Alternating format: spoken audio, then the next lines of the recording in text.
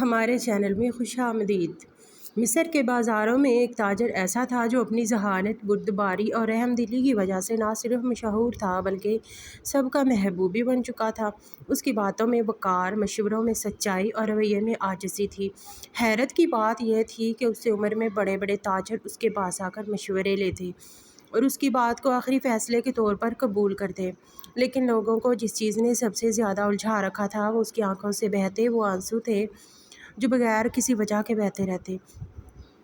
ہر بار جب کوئی اس سے ملتا، کچھ خریدتا یا کچھ پوچھتا تو وہ مسکرا کر جواب دیتا، لیکن پلکیں نم ہو جاتی، دل جیسے بھر جاتا اور وہ خاموشی سے آنکھیں پوچھ لیتا۔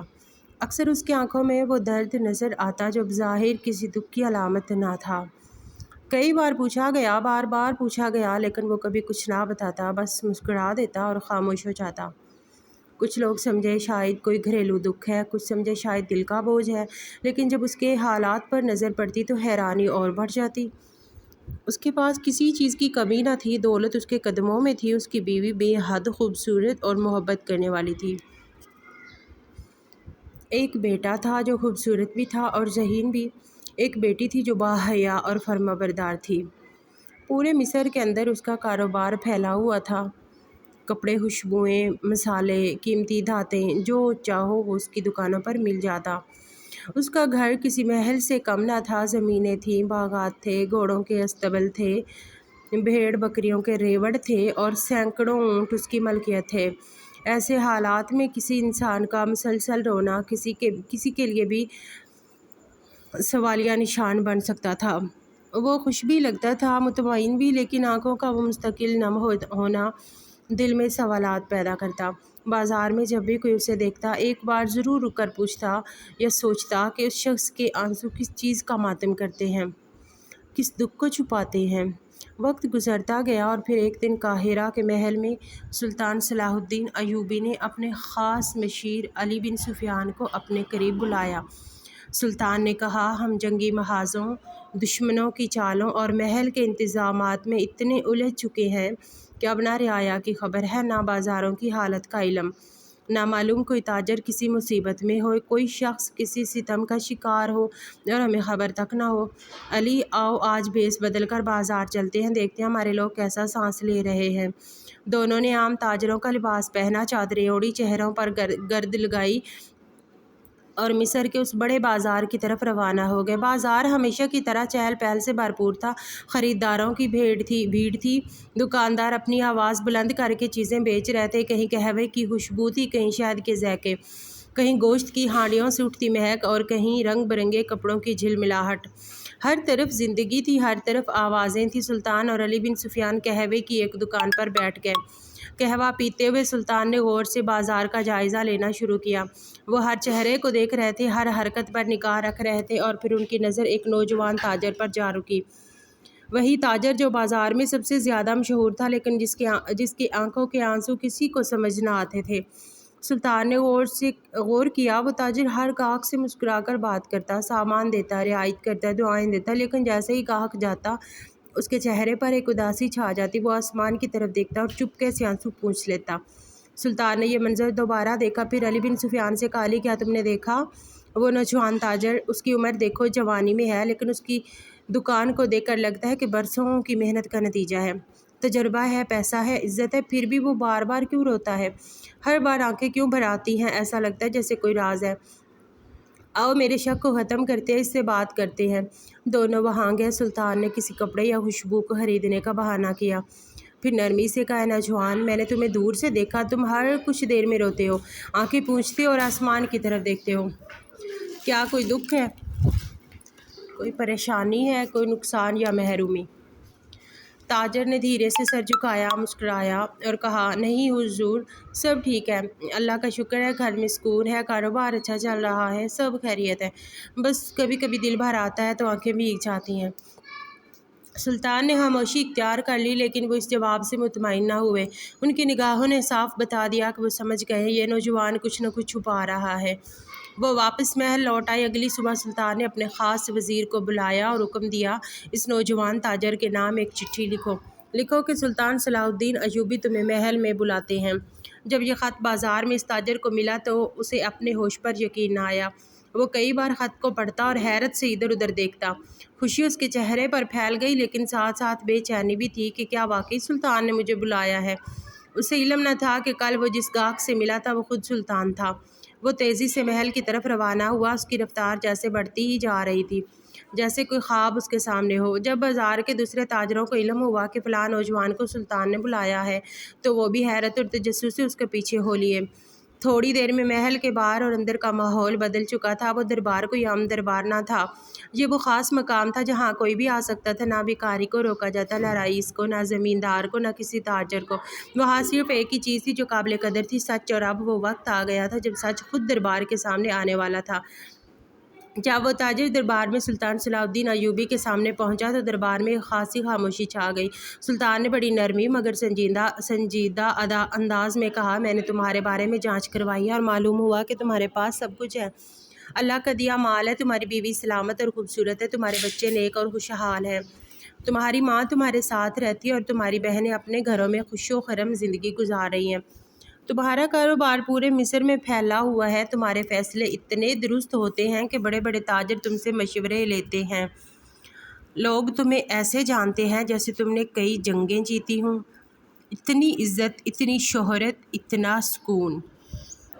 मगर एक चीज़ है जो मुझे और सबको उलझा रही है।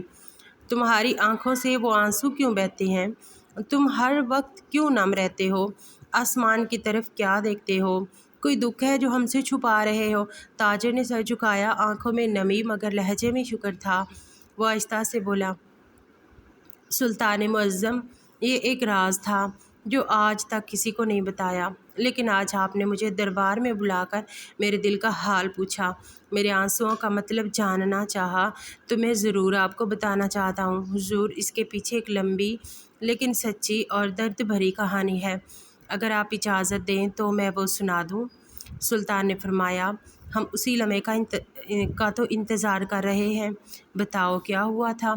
ताजिर ने आंखें बंद की और आवाज़ में कपकपाहट के साथ कहना शुरू किया, सुल्तान मुअज़्ज़म, आज से 8 साल पहले की बात है। उस वक्त मैं एक छोटे से कबीले में रहता था। हमारा कबीला बहुत ही कमज़ोर, बेसहारा और पसमानदा था। ना तिजारत थी, ना रोज़गार, ना चरागाहें। हमारे कबीले का सिरदार बुढ़ापे की दहलीज पर था और बीमारी ने उसे बिस्तर से बांध दिया था। उसके हालात और भी ख़राब हो गए। मेरे पास कुछ भी ना था सिवाय एक बूढ़ी माँ के और 2 नौजवान बहनों के। दिन ब दिन फाके होते, कभी तो कई कई दिन तक चूल्हा ही ना जलता था। हम कबीले के कमज़ोर तरीन लोग बन चुके थे। सिरदार बीमार था, उससे मदद लेने की भी हिम्मत ना होती। एक दिन मेरी माँ ने कहा, बेटा अगर कोई काम है तो मुझे बताओ, मैं कर लूँगी। मैंने चूक कर माँ की तरफ देखा और कहा, अम्मी जान, आप ये कैसी बातें कर रही हैं? आप बूढ़ी हो चुकी हैं और मैं ज़िंदा हूँ, आप क्यों काम करेंगी? तो मेरी माँ ने वो बात कही जो आज तक मेरे दिल को रुलाती है। उसने कहा, बेटा जब घर का जवान बेटा अपने माँ बहनों का एहसास ना करे, कई दिन से फाके हों और वो सिर्फ खामोश तमाशाई बना बैठा हो, तो फिर एक माँ को ही कुछ करना पड़ता है।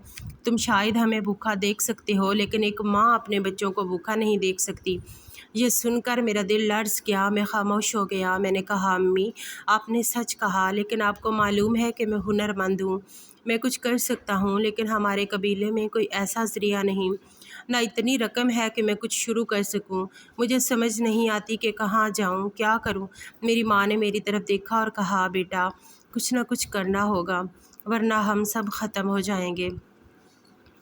उस वक्त मैंने फ़ैसला किया, माँ को सलाम किया और रोज़गार की तलाश में काहिरा शहर की तरफ निकल पड़ा। सुल्तान मुअज़्ज़म, मेरे दिल में उम्मीद थी कि काहिरा पहुँचते ही ज़िंदगी बदल जाएगी, जैसे सब कुछ आसान हो जाएगा, जैसे काहिरा मेरे लिए जन्नत बन जाएगा। लेकिन मैं अपनी किस्मत के खेल को न जानता था। काहिरा पहुंचा तो मालूम हुआ कि ये शहर बड़ा ज़रूर है, मगर यहाँ किसी को किसी की फ़िक्र नहीं। न रहने की जगह मिली, न खाने को कुछ। कई दिन फाके से गुजरे। मैं गलियों में सोता, मस्जिद के सहन में पानी पीता और किसी की तरफ हसरत से देखता। एक दिन मेरी भूख इतनी बढ़ गई कि मैं एक सुनसान गली में बेहोश होकर गिर पड़ा। जब आँख खुली तो खुद को एक छोटे कच्चे से घर में पाया। एक लड़की अपनी माँ से कह रही थी, अम्मी जान, ये नौजवान कब तक हमारे घर रहेगा? उसकी माँ ने नरमी से कहा, बेटी ये मुसाफिर है, शायद करीबी है या शायद कोई वारिस नहीं। ایک رات گزر گئی مگر اس کے پیچھے کوئی نہیں آیا۔ جب ہوش آئے گا تو خود بتائے گا کہاں کا ہے۔ میں بستر سے اٹھا تو مجھے دیکھ کر ایک بوڑھا شخص کمرے میں داخل ہوا۔ سفید داڑھی، سر پر پگڑی، چہرے پر نور۔ اس نے مسکرا کر کہا، بیٹا تم اب بہتر ہو رہے ہو، لیکن تم ابھی بھی کمزور ہو، آرام کرو۔ میں حیران تھا۔ میں نے پوچھا، حضور میں یہاں کیسے پہنچا؟ آپ لوگ کون ہیں؟ تو اس نے محبت سے کہا، بیٹا تمہیں ہم نے ایک گلی میں بے ہوش پایا، تم اکیلے تھے، کوئی پہچان نہیں، تمہیں یہاں لایا تاکہ جان بچ جائے۔ یہاں آ کر ایک حکیم کو بلایا گیا۔ حکیم نے میری نبض دیکھی، آنکھوں میں جھانکا اور کہنے لگا، اسے کوئی خاص بیماری نہیں، بس بھوک اور کمزوری نے نڈھال کر دیا ہے، شاید کئی دن سے پیٹ خالی ہے۔ حکیم نے دوا دی اور تسلی دے کر چلا گیا، لیکن تب وہ بزرگ جو شفقت سے بار بار مجھے دیکھ رہے تھے میرے قریب آئے اور بولے، بیٹا اب تم بہتر ہو رہے ہو، لیکن یہ بتاؤ تم کون ہو، کہاں سے آئے ہو اور تمہارا یہ حال کیسے ہوا؟ میں نے سارا دکھ دل پر ہاتھ رکھ کر بیان کیا۔ کہا، میں فلاں قبیلے سے آیا ہوں، میرا باپ بچپن میں دنیا سے رخصت ہو گیا تھا، تب حالات اچھے تھے، ہم بھیڑ بکریاں پالتے تھے، مگر جب قبیلے کا سردار بیمار پڑا سب کچھ ٹوٹنے لگا، چراگاہیں ختم ہو گئیں، تاجر آنے چھوڑ گئے، جانور مرنے لگے اور ہمارے گھر فاقے اتر آئے۔ میری ماں بوڑھی تھی، بہنیں کم عمر، ان کو چھوڑ کر کچھ کمانے کے لیے قاہرہ آ گیا۔ سوچا تھا یہ شہر جو خوابوں کو سچ کر دے گا، لیکن یہاں کسی نے چھت نہ دی نہ نوالا، کئی دن بھوکا رہا، 5 دن سے کچھ کھایا نہیں، زمین سے بڑی کھجوریں اٹھا کر کھائیں، پانی پیا اور بس بے ہوش ہو گیا۔ یہ سنتے ہی بزرگ نے اپنی بیٹی سے کہا، اس کے لیے فوراً گرم دودھ لے آؤ، اور پھر میری طرف رخ کر کے شفقت سے کہا، بیٹا گھبراؤ نہیں، اب تم ہمارے مہمان ہو۔ میں نے ادب سے پوچھا، حضور آپ کون ہیں؟ تو وہ مسکرائے اور کہا، بیٹا میں اس بستی کا امام ہوں، جہاں تم ابھی ہوش میں آئے ہو، میں یہاں مسجد میں امامت کرتا ہوں، اور اللہ کا شکر ہے ہماری زندگی عزت کے ساتھ گزر رہی ہے، آج تک کبھی فاقے کی نوبت نہیں آئی، 2 وقت کی روٹی کا انتظام الحمدللہ ہمیشہ ہو جاتا ہے۔ میں نے کہا، حضور میں نے کہا میں بے روزگار ہوں، میری ماں میرے پیچھے میرا انتظار کر رہی ہوگی، مجھے ملازمت کی سخت ضرورت ہے۔ تو وہ بولے، بیٹا پریشان نہ ہو، اسی محلے میں ایک حکیم صاحب رہتے ہیں، انہیں ایک نوجوان کی ضرورت ہے، تم پڑھے لکھے ان کے ساتھ کام کرو، وہ تمہیں اچھی خاصی تنخواہ دیں گے۔ یہ سن کر میں خوشی سے نہال ہو گیا۔ امام صاحب مجھے حکیم صاحب کے پاس لے گئے اور واقعی انہوں نے مجھے ایک مناسب تنخواہ کی پیشکش کر دی۔ میں نے عاجزی سے کہا، حضور آپ نے میرے لیے اتنا کچھ کر دیا، مجھے گلی سے اٹھا کر یہاں لائے، ملازمت بھی دلوائی، اب رہنے کا کوئی بندوبست کر دیں، کرایہ میں خود ادا کر دوں گا، کیونکہ اس محلے میں مجھے کوئی نہیں جانتا، کوئی مجھے مکان نہیں دے گا۔ امام صاحب نے مسکرا کر کہا، کس مقام کی بات کر رہے ہو؟ کیا ہمارا گھر تمہارے رہنے کے قابل نہیں؟ میں گھبرا گیا، کہا، استغفر اللہ، آپ یہ کیسی بات کر رہے ہیں، لیکن میں آپ کے گھر میں کیسے رہ سکتا ہوں؟ امام صاحب نے نرمی سے کہا، بیٹا میں نے تمہیں اپنا بیٹا سمجھا ہے، تمہاری اپنی بہنیں ہیں، میری ایک بیٹی ہے، اور مجھے یقین ہے تم بھی اسے اپنی بہن ہی سمجھو گے۔ میں نے دل سے امام صاحب کا شکریہ ادا کیا اور ان کے ساتھ ان کے گھر آ گیا۔ وقت گزرتا رہا، میں نے حکیم صاحب کے پاس چند دن کام کیا، وہ میرے حالات سے واقف تھے، میری محنت کو دیکھ کر انہوں نے مجھے جلدی پوری تنخواہ دے دی۔ میں نے وہ تنخواہ اور ایک چٹھی گھر بھجوا دی تاکہ گھر والوں کے حالات کچھ بہتر ہو سکیں۔ جس مکان میں میں رہ رہا تھا وہ 2 کمروں پر مشتمل تھا۔ ایک کمرے میں امام صاحب، ان کی بیٹی اور بیوی رہتے تھے، اور ایک کمرہ مجھے رہنے کے لیے دے دیا گیا تھا۔ ایک دن میں اپنے کمرے میں بیٹھا ہوا تھا کہ امام صاحب کی بیٹی میرے لیے کھانا لے کر آئی۔ میں نے سوچا وہ کھانا رکھ کر چلی جائے گی، لیکن وہ وہیں کھڑی رہی۔ میں نے ادب سے کہا، بہن کیا کسی چیز کی ضرورت ہے؟ تم کیوں کھڑی ہو؟ میں خود کھا لوں گا، تم چلی جاؤ۔ اتنا کہنا تھا کہ وہ لڑکی یکدم چیخنے چلانے لگی، اتنی زور سے چلائی کہ پورا محلہ اکٹھا۔ امام صاحب بھی آ گئے۔ اس لڑکی نے سب کے سامنے کہا، اس نے میری عزت پر ہاتھ ڈالا۔ یہ سن کر بستی والوں نے مجھے مار مار کر بے ہوش کر دیا۔ جب مجھے ہوش آیا تو میں حکیم صاحب کے دواخانے میں پڑا ہوا تھا۔ حکیم صاحب نے کہا، بیٹا میں جانتا ہوں کہ تم پر الزام لگایا گیا ہے، لیکن امام صاحب کی بیٹی کا کردار اتنا پاکیزہ سمجھا جاتا ہے کہ کوئی اس پر شک بھی نہیں کر سکتا۔ اب اصل حقیقت کیا ہے یہ رب ہی بہتر جانتا ہے۔ میں نے کہا، حکیم صاحب آپ مجھے جانتے ہیں، میں نے کچھ غلط نہیں کیا۔ وہ خاموش ہو گئے۔ چند گھنٹوں بعد امام صاحب بھی دواخانے آئے۔ میں نے انہیں دیکھا تو شرم سے نظریں جھکا لیں۔ امام صاحب نے کہا، جو کچھ تم نے کیا اس کی سزا میں تمہیں نہیں دوں گا، کیونکہ میں نے تمہیں اپنا بیٹا بنایا تھا۔ ہاں ہماری بستی کا سردار ہی تمہاری سزا کا فیصلہ کرے گا۔ وقت گزرا، میں ٹھیک ہوا تو امام صاحب مجھے سردار کے سامنے لے گئے۔ वहाँ कबीले के सब लोग जमा थे। सरदार ने फैसला सुनाया, तुमने एक बापर्दा पाकीज़ा लड़की की इज़्ज़त पर हाथ डाला और तुम्हारी सज़ा ये है कि तुम उससे निकाह करो। जिस लड़की ने मुझे पूरी बस्ती में जलील कर दिया, अब उससे निकाह सुनकर मेरे कदमों तले से ज़मीन निकल गई। लेकिन ए सुल्तान मुअज़्ज़म, मैं आपको ये भी बताता चलूँ कि जब उस लड़की ने मुझ पर इल्ज़ाम लगाया और बस्ती वाले मुझे मार रहे थे, तब मैंने अपनी ज़बान बंद रखी। मैं नहीं चाहता था कि अपने मोहसन को रुसवा करूं। मैं इमाम साहब की बेटी की असलियत बताकर उनकी इज़्ज़त को खाक में मिलाना नहीं चाहता था। सरदार के सामने मैं खामोश रहा, सिर्फ यही कहा कि जो हुआ वो नहीं होना चाहिए था। उस वक्त इमाम साहब की आंखों में मुझे एक अजीब सी हैरत नज़र आई, जैसे वो भी हकीकत जानते हों, मगर उन्होंने भी कुछ ना कहा।